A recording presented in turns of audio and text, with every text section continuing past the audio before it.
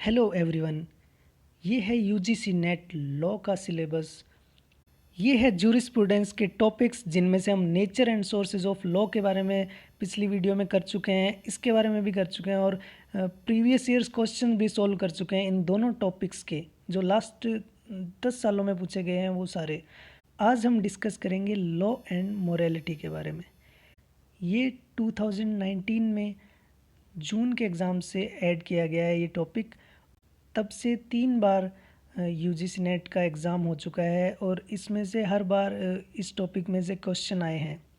तो वो क्वेश्चन हम देखेंगे किस टाइप के क्वेश्चन पूछे जाते हैं, क्योंकि ये बहुत बड़ा टॉपिक है। इसमें से क्या पूछ रहे हैं, किस टाइप पूछ रहे हैं, उस हिसाब से हम स्टडी करेंगे इस वीडियो में।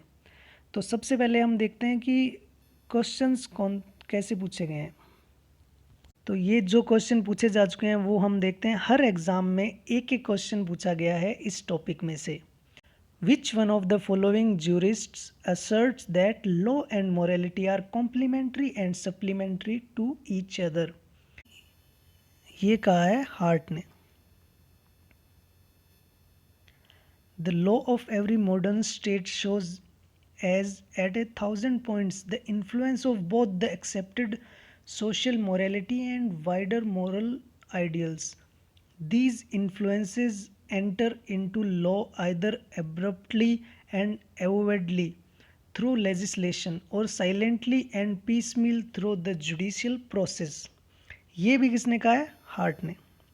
एनालिटिकल स्कूल के एक हार्ट ही ऐसे जूरिस्ट हैं जिसने लॉ एंड मोरालिटी में रिलेशन की बात की है। बाकी सभी जूरिस्ट जो पॉजिटिव लॉ के जूरिस्ट हैं उन्होंने बाकी सभी ने लॉ एंड मोरालिटी में कोई रिलेशन नहीं होने की बात कही है। ये आप ध्यान रखना। विच one of the following statements describes the relationship between law and morality among non positive legal theorist. देखो यहाँ पर ध्यान रखना, नॉन पॉजिटिव और पॉजिटिव ये दो अलग अलग चीज़ें हैं। इनके बारे में हम आगे डिस्कस करेंगे। तो पॉजिटिव लॉ स्कूल है वो तो ये बात करता है, पॉजिटिव जो जूरिस्ट हैं वो तो ये बोलते हैं कि कोई रिलेशन नहीं है लॉ एंड मोरालिटी में। तो अगर यहाँ पर ये नॉन नहीं होता, सीधा पॉजिटिव लीगल होता तो इसका आंसर होता ये, लेकिन यहाँ पर नॉन पॉजिटिव है इसलिए इसका आंसर होगा morality is generally in advance of the law. तो ये पॉजिटिव और नॉन पॉजिटिव का डिफरेंस आपको ध्यान रखना है। तो ये थे क्वेश्चंस। हर एग्ज़ाम में एक एक क्वेश्चन इस टॉपिक से पूछ चुके हैं वो। तो आगे भी शायद एग्ज़ाम में एक क्वेश्चन इसमें से पक्का आने के चांसेस हैं इस टॉपिक से। अब पढ़ते हैं इसके बारे में, लॉ एंड मोरालिटी क्या है। Laws may be defined as external rules of human conduct backed by sovereign political authority. देखो लॉ तो आपको पता ही क्या है। Law is an enactment made by the state. Its breach is punishable by the courts and law and morality are intimately related to each other. Laws are generally based on moral principle of particular society. 3 angles of relationship between law and morals को discuss करते हैं। सबसे पहले morals as the basis of law.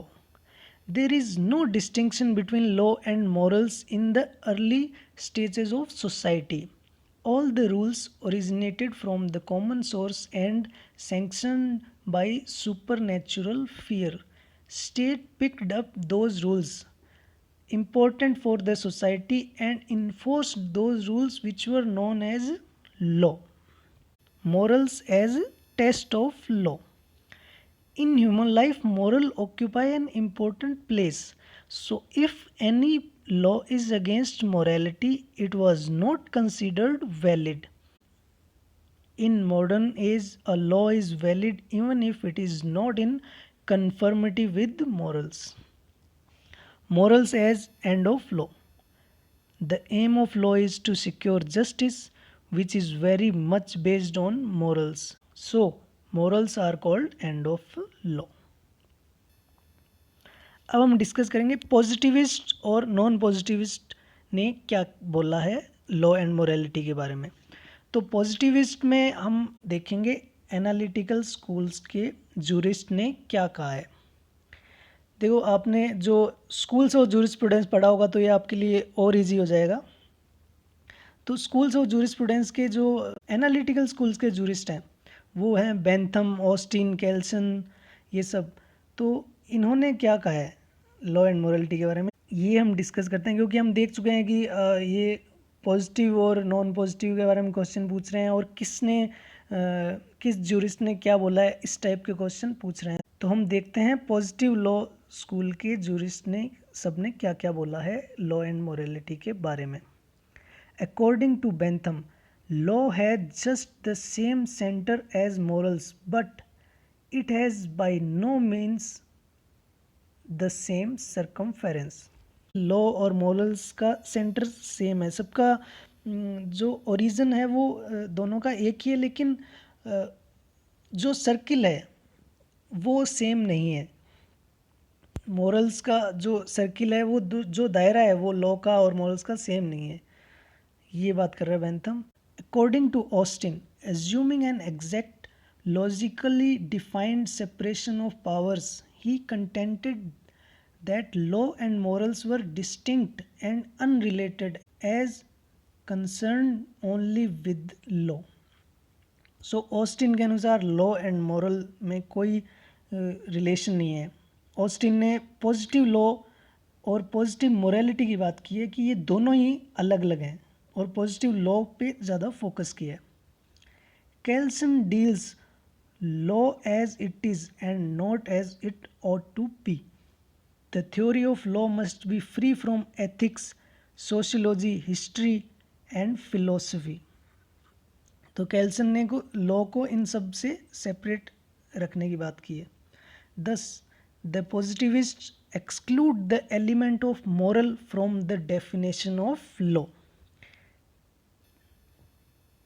Professor heart rejects the command theory of law.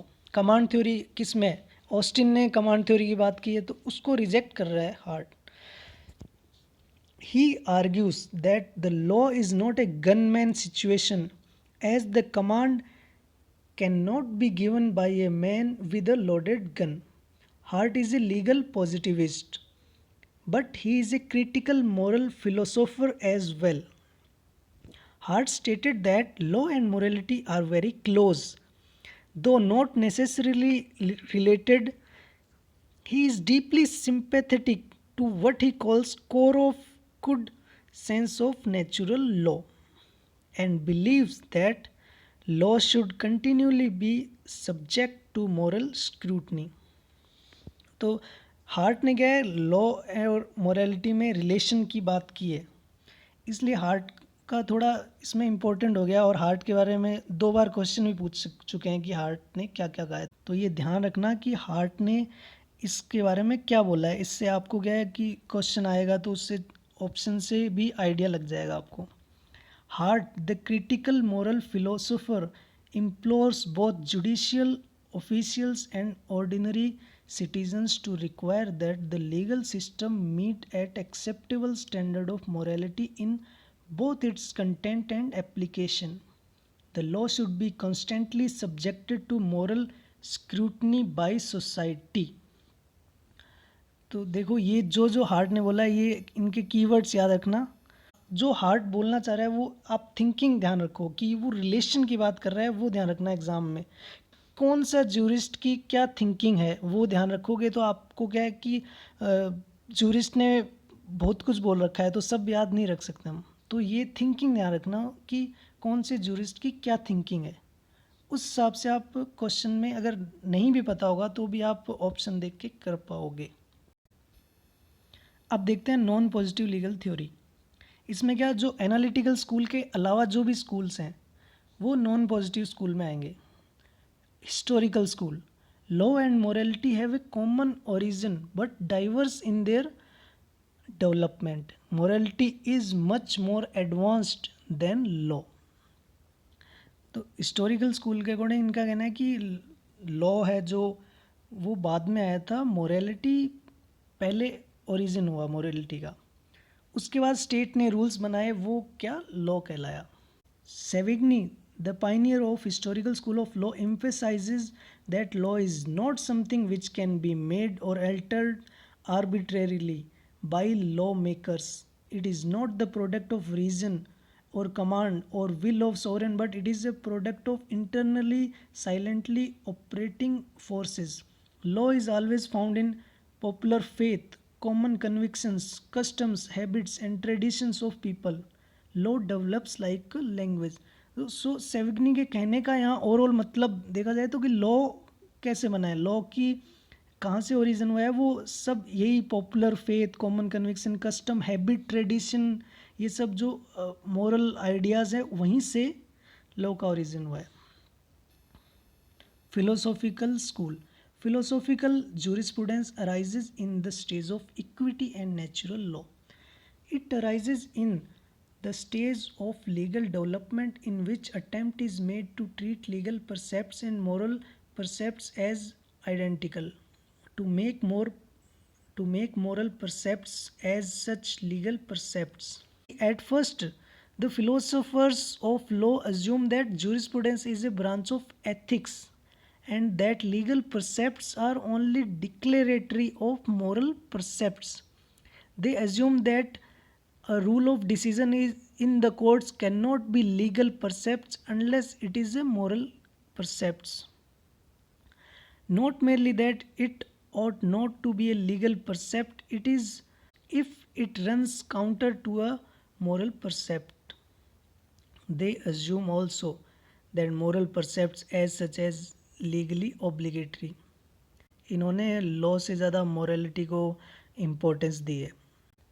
इन्होंने morality को भी legally obligatory होने की बात करी है। Sociological school. In sociological jurisprudence, all social control taken as a whole is looked at functionally. So, law is the lawyer's sense, and morality are forms of social control. Simply different levels of social control, or of what the sociologists call law in its widest sense. इन्होंने morality को क्या social control का है और law को lawyers sense. इनके according भी क्या लॉ एंड मोरालिटी एक दूसरे से रिलेटेड है। Natural school. The central idea of this theory is that there is a higher law based on morality against which the validity of human law can be measured. There is a belief that there are certain moral laws that cannot go against without losing its moral or legal character. If legislation is not moral, it is not law. There is an essential connection between law and morality in the school of law. इन्होंने बहुत ही law and morality में बहुत ही important connection होने की बात की है। अगर कोई भी लॉ मोरालिटी से रिलेटेड नहीं है तो उसको लॉ ही नहीं माना इन्होंने, कि वो लॉ ही नहीं है, लॉ का क्या मॉरल कैरेक्टर होना ही चाहिए। ये कुछ जूरिस्ट ने लॉ एंड मोरालिटी के बारे में बात की है। ये ध्यान रखना कि पूछ सकते हैं किसने क्या बोला है। Patton is of opinion that law, positive morality and ethics are overlapping circles which can never entirely coincide. Dennis holds that law and morality reinforce and supplement each other as part of fabric of social life. इसने law and morality के relation की बात की है, इसने relation नहीं होने की बात की है। T.H. Green asserted that law can regulate man's outward behavior and actions but cannot touch his intentions, that law can ensure a moral action but cannot create morality. ये याद रखना किसने क्या क्या बोला है। Some points of distinction may be brought out as follows. Law regulate external human conduct whereas morality mainly regulates internal conduct. देखो morality क्या जो मन में अंदर जो इंसान को सही या गलत लगता है वो मोरालिटी हो गया, और लॉ जो ह्यूमन ने जो रूल्स बनाए हैं वो लॉ हो गया। लॉ आर यूनिवर्सल, लॉ सब पे अप्लाई होता है। मोरालिटी इज़ वेरिएबल, मोरालिटी क्या सबकी अलग अलग भी हो सकती है। Laws are definite and precise while morality is variable. Law लिखित में होता है बिल्कुल, जो फिक्स रूल्स होते हैं। मोरालिटी अलग अलग भी हो सकती है। Laws are upheld by coercive power of state. Morality simply enjoys the support of public opinion और individual conscience. लॉज स्टेट के द्वारा बनाए गए हैं और मोरालिटी क्या है, लोगों के ओपिनियन के अकॉर्डिंग चल रही है।